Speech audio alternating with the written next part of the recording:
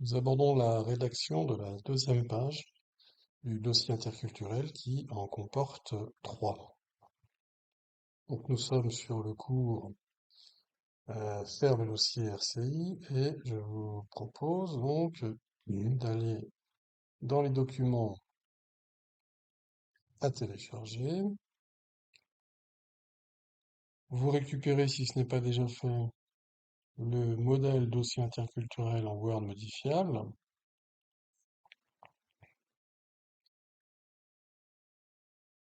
Voilà. Donc qui contient la trame uniquement du dossier interculturel sur trois pages. Voilà, comme vous voyez, la première page que normalement vous avez déjà réalisée ici sur le territoire d'immersion, puis la deuxième page qu'on va essayer de faire ensemble sur le contexte professionnel, et plus tard, à l'occasion d'une autre vidéo, sur l'analyse réflexive. Donc là, on est sur cette deuxième page. Alors, on agrandit un petit peu. Comme vous le voyez, les informations qui doivent tenir sur cette page concernent l'entreprise dans laquelle vous avez fait votre stage à l'étranger. Normalement, en fin de première année, vous avez, de votre BTS Commerce International, vous avez un stage de 8 semaines à l'étranger, dans un pays étranger. Et donc, vous avez occupé ce poste de stagiaire dans une entreprise dans ce pays. Cette entreprise, elle a une activité, elle a un catalogue produit, elle a une certaine organisation, un organigramme, des différents métiers, différentes divisions peut-être. Elle a des partenaires internes, externes. Elle a développé des marchés domestiques et peut-être des marchés d'export. Elle a une certaine politique commerciale, donc un mix 4P qu'elle déroule sur le marché domestique et peut-être aussi sur les marchés d'export. Elle a un organigramme, on a dit, une stratégie de développement à l'international ou une stratégie de développement sur son marché domestique. Vous avez occupé un certain poste, vous avez eu un responsable hiérarchique à qui vous avez fait des reportings, voilà. Tout ça va être décrit dans cette page numéro 2. Donc, vous ouvrez ce document et vous commencez à écrire et à faire surtout des recherches sur différentes sources qu'on va voir pour compléter déjà ici, peut-être sous forme de brouillon dans un premier temps. Alors évidemment, votre brouillon risque de faire plus qu'une page, mais il faudra ensuite en faire une synthèse pour le faire tenir sur une page. Donc voyons un petit peu le genre d'informations que l'on cherche dans ce contexte professionnel, page numéro 2 du dossier interculturel. Donc, vous avez ici une explication sur ce que contient ou ce qu'est cette page sur le contexte professionnel. Donc, on va présenter des informations et on va les organiser sur cette page concernant l'activité, les produits du catalogue, l'organisation interne, externe de l'entreprise, les différents départements, les partenaires, les marchés, les services, le service dans lequel vous avez fait votre stage. Donc, vous avez collecté lors de ce stage des documents, vous avez donc des sources sur lesquelles vous devez vous appuyer. Est-ce que vous avez pris des notes de stage? Alors peut-être que vos notes sont simplement dans votre tête, c'est pas grave. Donc à ce moment-là, vous avez des connaissances, on va dire, qui sont liées à votre expérience dans cette entreprise. On pourrait assimiler ça à des notes de stage. Vous avez eu des connaissances également, donc si vous n'avez pas pris de notes, et vous avez peut-être toujours accès au site web, certainement, s'il est public. Enfin, normalement, le site web de l'entreprise est public. Donc vous avez encore accès à ce site web et donc peut-être un certain nombre d'informations un peu générales. Est-ce que vous avez encore des documents commerciaux de l'entreprise sur lesquels vous pouvez vous appuyer? Ça peut être une source également. Et puis d'autres documents internes, hein, je pense particulièrement à un organigramme. Donc, si vous n'avez pas ces documents, il va falloir que vous vous rappeliez un petit peu de tout ce que vous avez pratiqué et vous allez donc simplement, en quelque sorte, un peu les reconstruire ou les retraduire en mots en quelque sorte dans des phrases dans cette deuxième page. Et vous pourrez citer les sources. Donc ces sources-là, voilà, toujours de la même manière qu'on l'avait fait en première page. Vous voyez, vous avez une petite note ici de bas de page. Vous pouvez faire un copier-coller d'ailleurs, hein, ou simplement rajouter une note de bas de page. C'est pas compliqué, hein. Vous faites ici une note de bas de page, vous voyez, note de bas de page, hop, et voilà, j'ai rajouté une note de bas de page numéro 2, vous voyez. Donc, et ici, alors, simplement, il faut que je le mette avant, source d'information, voilà. Je vais réduire la police puisque c'est de l'Arial 10, non, mais c'est bon, Arial 10. Et par contre, je vais mettre en bas, CTRL X, CTRL V, voilà. Ici, on va remonter, donc on va remonter ici, voilà. Et ici, bah, on peut mettre citer les sources utilisées. Voilà. Ça, je le mets en jaune. Voilà. Hop. Et je citerai les sources que j'ai utilisées pour rédiger cette page parmi finalement ces 5 sources possibles. Alors peut-être que vous en avez d'autres à votre disposition. Donc à ce moment-là, bah, vous les citez. Alors, il ne s'agit pas forcément de tout citer ici, mais au moins les principales, quelques-unes. Donc ces sources d'informations qui vous ont permis de rédiger toutes ces thématiques. Ok, revenons sur maintenant les informations qu'on présente dans cette page. Alors, les informations qu'on présente dans cette page, on a une liste ici de 13 informations. On va agrandir un petit peu, voilà. Ici, très bien, comme ça. Comme vous le voyez, vous avez des informations décrivant le secteur d'activité de l'entreprise. Donc, dans quel secteur d'activité cette entreprise dans laquelle vous avez fait votre stage travaillait? Je sais pas, le textile, la bureautique, l'alimentaire. Donc, vous donnez un petit peu de détails sur ce secteur d'activité. L'univers de marque. C'est quel univers de marque? C'est du luxe, bio, tendance, festif, enfin. Donc un univers de marque, c'est un petit peu ce que propose l'entreprise à son consommateur. Quel est l'univers de marque? C'est un peu un élément de positionnement, l'univers de marque. Comment elle se positionne dans l'esprit du consommateur. Information décrivant la cible adressée. Donc la cible adressée, bah, c'est le consommateur des produits de l'entreprise. Est-ce que c'est une cible B2B, B2C? Et quelle est cette cible? Est-ce qu'elle est un- la ménagère de 50 ans, le jeune qui rentre dans la vie professionnelle? Est-ce que c'est tout à fait autre chose? Donc la cible adressée doit être spécifiée. Alors évidemment, votre entreprise peut peut-être avoir plusieurs produits, plusieurs métiers, différentes cibles, etc. Donc faites un choix judicieux par rapport à ce que vous avez, vous, expérimenté dans cette entreprise. Information décrivant le point de différence avec les concurrents. On est toujours ici, donc finalement, sur ces trois éléments-là, les éléments du positionnement de l'entreprise. Univers de marque, cible adressée, éléments de différence avec les concurrents. C'est-à-dire en quoi l'offre de cette entreprise est-elle différente de ses concurrents sur son marché.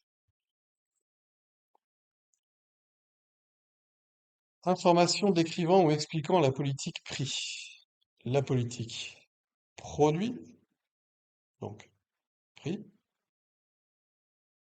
produit, com et distribution. Donc ici, comme vous le voyez, on est sur les éléments du mix. Quel est finalement le mix 4P? prix, produit, communication, distribution proposée par cette entreprise. Donc, quelle est son offre commerciale finalement? Donc, des informations qui vont décrire cela. Encore une fois, l'entreprise dans laquelle vous avez travaillé a peut-être un catalogue produit assez fourni, donc vous faites un choix.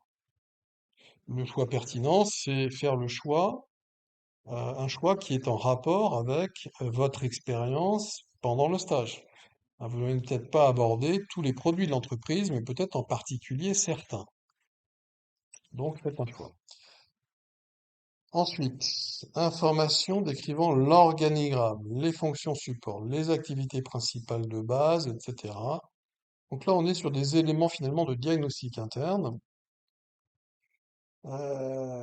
qui permettent de décrire comment cette entreprise est organisée, quel est le type de management, est-ce qu'il y a des niveaux hiérarchiques successifs, ou est-ce que c'est une organisation assez pyramidale ou assez plate?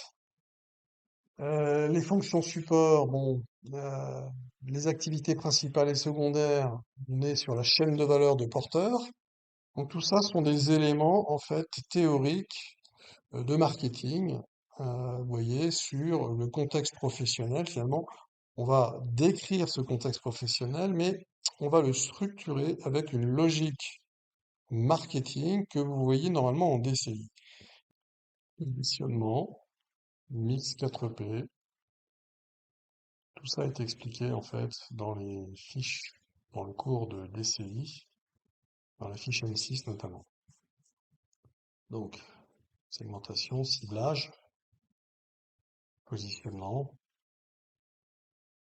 et mix 4P. Donc tout ça, vous me mettez évidemment du vocabulaire de cours derrière toutes ces choses que vous avez vécues dans l'entreprise. Activité principale, activité secondaire.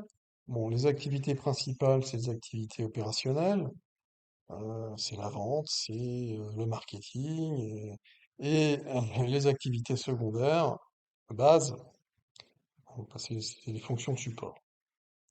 L'idée derrière ça, c'est d'essayer de dégager finalement quels sont les facteurs clés de succès. Donc c'est le point numéro 9 ici. Quels sont les facteurs clés de succès finalement de ces activités principales ou de base de l'entreprise? Elle a des, elle a des, elle a des, elle a des éléments sur lesquels, enfin, il y a des éléments sur lesquels cette entreprise a particulièrement des forces. Donc elle est forte sur peut-être certaines façons certains process, certaines façons de faire. Hein. Ça peut être l'approvisionnement auprès de ses fournisseurs, ça peut être la logistique externe, c'est-à-dire la commercialisation. Ça, c'est l'approvisionnement, c'est la logistique interne, la logistique externe. Donc vous avez en fait toutes les logiques derrière la chaîne de valeur de porteur. Si on regarde la chaîne de valeur de porteur, vous trouvez ça sur Internet, chaîne de valeur de porteur avec un schéma. On va essayer de voir, attendez, hop, image. Voilà, vous avez ici, vous voyez, on est en train de parler de ça en fait. Donc les activités principales, ce sont celles-là. Logistique interne, c'est l'approvisionnement. La production, c'est l'atelier de production. Logistique externe, c'est la commercialisation. Marketing et vente, c'est le marketing opérationnel et stratégique. Les services associés aux produits. Donc tout ça crée de la marge. Et puis les départements ou les activités de base ou les activités de soutien, comme ils appellent ici, ou secondaire, parfois on peut trouver du vocabulaire aussi. Comme vous voyez, c'est quoi? C'est la finance, c'est les RH, c'est la R&D, c'est les achats. Donc c'est des fonctions support qu'on va trouver au siège social. Donc cette entreprise ici, on peut la décrire à travers toutes ces activités. Ici principale et là secondaire ou de base. Eh bien, peut-être que l'entreprise a des facteurs clés de succès dans ces différents silos ici. Elle est peut-être particulièrement forte en logistique externe. Si c'est le cas, c'est un facteur clé de succès. Ou elle est peut-être particulièrement forte dans la gestion des ressources humaines, ça peut aussi être un facteur clé de succès. Et c'est ce qui va expliquer principalement la création de sa marge. Vous pouvez aussi vous inspirer du diagnostic interne présenté sous cette forme-là, c'est-à-dire force et faiblesse. plutôt que la chaîne de valeur. Bon, la chaîne de valeur ou ce diagnostic interne ici présenté de cette manière-là, c'est la même chose en fait. Simplement, il est structuré un petit peu différemment. Donc vous avez ici un tas de vocabulaire et d'idées en fait sur lesquelles vous pourriez euh, décrire les informations que l'on cherche à renseigner. C'est les informations 8 et 9. Hein. Vous avez ici des éléments de vocabulaire pour organiser, structurer un petit peu ce que vous voulez apporter comme information sur les points 8 et 9. Donc je reviens sur notre document principal. Vous avez donc ici des informations à traduire, à, comment dire, à reporter sur ce que vous avez vécu de cette entreprise. Et donc, vous comprenez qu'il ne s'agit pas juste de raconter avec vos mots à vous, mais il faut raconter ce que vous avez vécu avec les mots du cours, c'est-à-dire de modèle marketing, puisqu'ici, on est essentiellement là-dessus. Ici, le modèle marketing qui est ici, c'est le positionnement. Le modèle marketing qui est ici, c'est les 4 P. Le modèle marketing qui est ici, c'est le diagnostic interne ou la chaîne de valeur. C'est ce que le schéma que je viens de vous montrer. Ici, même ça. Voilà, tout ça. Ok, et donc on continue. Qu'est-ce qu'il va y avoir comme autre information? Des informations décrivant les partenaires internes de l'entreprise. Alors, qui sont les partenaires internes? Bah, c'est les dirigeants d'entreprise, les managers, les salariés, les actionnaires, les syndicats. Donc là, il faut des noms, il faut des chiffres, un nombre de managers. Il faut le nom des dirigeants, il faut un nombre de salariés, il faut peut-être quelques éléments sur les actionnaires. Est-ce qu'il y a des syndicats présents dans cette entreprise ou est-ce qu'il y en avait, à votre connaissance? Donc vous donnez des éléments sur des partenaires internes et externes, enfin ici c'est simplement les internes, et puis les partenaires externes de l'entreprise de la même façon. Cette entreprise, elle avait des clients, elle avait des fournisseurs, des sous-traitants, des prestataires intermédiaires, ça peut être du prestataire logistique par exemple. Elle avait des concurrents, l'État évidemment, dans lequel, enfin, elle a des relations avec l'État, ça elle paye des impôts, il y a des taxes, etc. Les banquiers, alors les ONG qui peuvent faire pression sur l'entreprise, mais enfin bon, si vous faites pas référence aux ONG, c'est pas bien grave, et éventuellement d'autres associations, ça dépend surtout des secteurs hein, d'activité de l'entreprise, encore une fois, dans quel secteur d'activité elle est. Les ONG et les associations pourront être importantes dans certains secteurs particuliers. Donc, vous me décrivez les partenaires internes, les partenaires externes dans cette deuxième page. Ensuite, ce serait bien qu'on ait des informations sur la stratégie de développement. Donc, la stratégie de développement, c'est la stratégie de développement décrite euh, de telle manière que Ansoff l'a fait. Donc, c'est la matrice d'Ansoff qui explique ça. Vous l'avez dans les fiches de cours. La matrice d'Ansoff présentée dans les fiches ici. C'est la fiche N2 qui présente la matrice d'Ansoff avec des explications. Oui, vous trouvez aussi sur Internet. Donc la matrice d'Ansoff, celle-là est pas mal. Voilà. Donc ici, vous avez un modèle marketing qui est généré par un économiste, enfin Ansoff, qui explique qu'une entreprise, là, elle est sur son marché domestique dans le premier carré ici. Donc, elle est sur un marché existant, marché domestique, et elle a des produits existants. Et si elle est sur une stratégie de pénétration de marché, eh bien, ça veut dire qu'elle continue à gagner des parts de marché sur son marché domestique. Donc, elle n'en est pas encore à aller se développer sur des marchés export. Qu'est-ce que dit Ansoff? Ansoff dit la stratégie de développement la plus simple, c'est de passer de la pénétration de marché, une fois qu'on est suffisamment gros sur le marché domestique, eh bien, on va se développer sur de nouveaux marchés, c'est-à-dire en fait à l'export. À l'export, mais avec des produits existants. Vous voyez, on est toujours dans la colonne produits existants ici. Par contre, on est sur la ligne nouveaux marchés. Donc, on passe de notre produit en quelque sorte historique sur notre marché domestique à notre produit historique sur un marché export, un nouveau marché export. Donc, c'est du développement de marché. Est-ce que votre entreprise de stage est dans une stratégie de développement de marché? Peut-être. Elle peut être également, d'après Ansoff, Donc lui, il nous dit le chemin le plus simple pour se développer pour une entreprise, c'est de passer de la pénétration au développement de marché. Et ensuite, hop, on remonte dans la case. Alors, je vais maintenant développer un nouveau produit sur mon marché existant, mon marché domestique. Donc peut-être quelle est cette entreprise dans laquelle vous avez fait votre stage sur un marché domestique avec un produit, deux produits, puisqu'elle fait maintenant du développement de produits, et elle est sur l'Explore avec quelques produits ou le produit historique. En tout cas, moins de produits que sur le marché domestique. Et enfin, dernière étape, d'après la matrice d'Ansoff, une entreprise va se diversifier. Alors d'un point de vue produit et marché, donc ce qu'on appelle le couple produit-marché, elle va se diversifier, c'est-à-dire qu'elle va se développer à la fois sur des nouveaux marchés et sur ces nouveaux marchés avec de nouveaux produits. Donc ça, c'est la stratégie la plus risquée. Donc où en est votre entreprise? En général, ils sont soit sur de la pénétration de marché, soit sur du développement de marché, soit du développement de produits. Donc pour nous, en commerce international, ce qui est surtout intéressant, c'est celles qui font du développement de marché et du développement enfin, oui, non, du développement de marché. Pour tout le monde, la diversification. Mais surtout celle-là, en fait. Parce que ici, vous avez compris que là et là, on reste, enfin, en fait, quand on est là, normalement, on a fait déjà ça. Enfin bon, là et là, on est quand même sur notre marché domestique. Ça, c'est pas de l'international. Donc revenons maintenant sur notre document.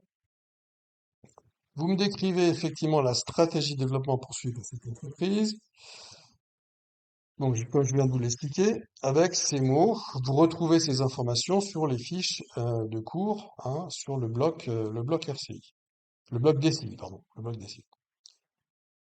Information sur le poste occupé. Donc ça, c'est votre poste, sur le poste que vous avez occupé pendant ce stage. Bon, bah ça, vous décrivez le poste et les missions. Enfin, les missions, normalement, sont dans le certificat de stage, hein. Donc, vous décrivez néanmoins vos missions et vous évoquez également votre responsable hiérarchique, son nom, son poste, etc. Donc la structure hiérarchique de reporting. Donc une fois que vous avez toutes ces informations, vous allez les rédiger sous forme de phrases. Alors, si c'est trop long, si vous avez trop d'informations, il va falloir faire une synthèse et peut-être sélectionner les principales. Enfin, il n'y a pas tant d'informations que ça, et vous avez quand même une page en Arial 10, interligne simple, à remplir. Donc ça fait de la place, hein. Alors, vous allez donc rédiger certains paragraphes. Bon, vous pouvez les rédiger finalement sur des logiques, des thématiques. Il y en a 6 des thématiques ici. Première thématique, le domaine d'activité de l'entreprise. Deuxième thématique, le positionnement et l'offre commerciale. C'est-à-dire ça en fait, hein. Domaine d'activité,